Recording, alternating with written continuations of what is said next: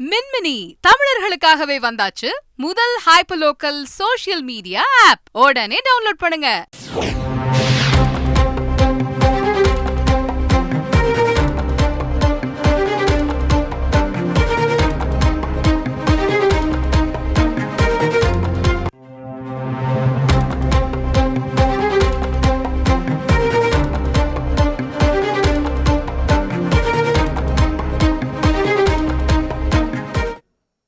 அண்மை செய்தி.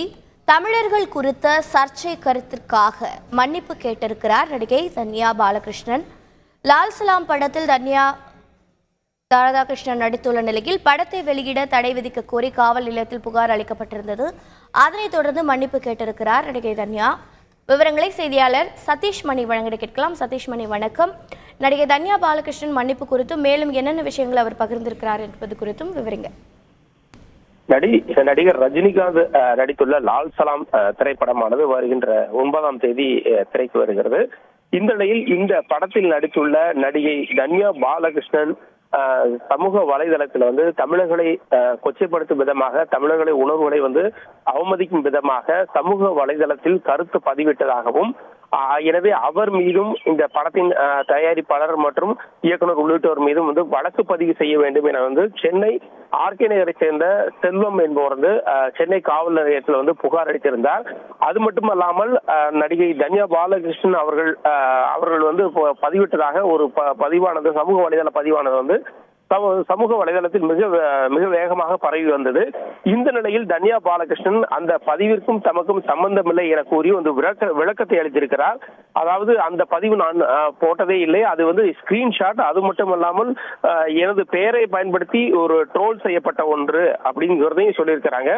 மேலும் தான் முதலாக தமிழ் திரைப்படத்தில் தான் நடிக்க தொடங்கியதாகவும், தமிழ் திரைப்படத்தில் தமக்கு ஏராளமான நண்பர்கள் இருக்கிறதாகவும் குறிப்பிட்டிருக்கிறார். கிட்டத்தட்ட 12 வருடங்களுக்கு முன்பாக நடைபெற்ற ஒரு சம்பவத்தை, அந்த ட்ரோலை தற்போது அதை வேகமாக பரப்பி வருகிறார்கள் எனவும் வருத்தத்தோடு குறிப்பிட்டிருக்கிறார். மேலும் இந்த ட்ரோல் வந்த பிறகுதான் ராஜா ராணி, அதே போல நீதானியின் பொன்வசனம் உள்ளிட்ட படங்களிலும் தமிழ் திரைப்படங்களிலும் தாம் நடித்திருப்பதாகவும் தெரிவித்திருக்கிறார்.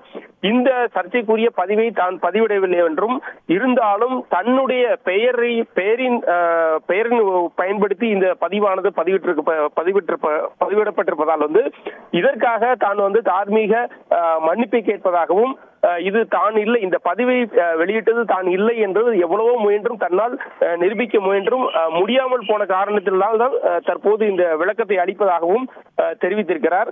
மேலும் இந்த ட்ராலினால், இந்த தற்போது வேகமாக பரவி வரும் இந்த பதிவினால் ரஜினிகாந்த், ஐஸ்வர்யா ரஜினிகாந்த் மற்றும் ரஜினி ரசிகர்கள் உள்ளிட்டோருக்கு உண்டான சிரமத்துக்காக கடுமையாக வருந்துவதாகவும் தெரிவித்திருக்கிறார். மொத்தத்தில் தற்போது வேகமாக பரப்பப்பட்டு வரும் அந்த பதிவானது தன்னுடையது இல்லை எனவும், அது ஒரு ஸ்கிரீன்ஷாட் எனவும், அதை பரப்பியர் ஒரு ட்ரோல் செய்யும் நோக்கில் இதை பரப்பியதாகவும் அவர் அளித்துள்ள அந்த அறிக்கையில் அவர் விளக்கமாக தெரிவித்திருக்கிறார். மனிதாபிமான அடிப்படையில் நான் யாரையுமே காயப்படுத்தும் விதத்தில் எந்தவித சொல்லையோ செயலையோ செய்யக்கூடியவர்கள் அல்ல எனவும் தெரிவித்திருக்கிறார்கள். சர்ச்சைக்குரிய இந்த கருத்து என்னுடையது இல்லை என்றாலும், துரதிருஷ்டவசமாக என் பெயர் இதில் சம்பந்தப்பட்டு விட்டது என்பதால், அதனால் தான் தமிழ் மக்களிடம் முழு மனதாக மன்னிப்பு கேட்பதாகவும் அந்த அறிக்கையில தெரிவிச்சிருக்காங்க. விரிவான தகவல்களுக்கு நன்றி சதீஷ் மணி. மின்மினி தமிழர்களுக்காகவே வந்தாச்சு முதல் hyper local social media app. உடனே டவுன்லோட் பண்ணுங்க.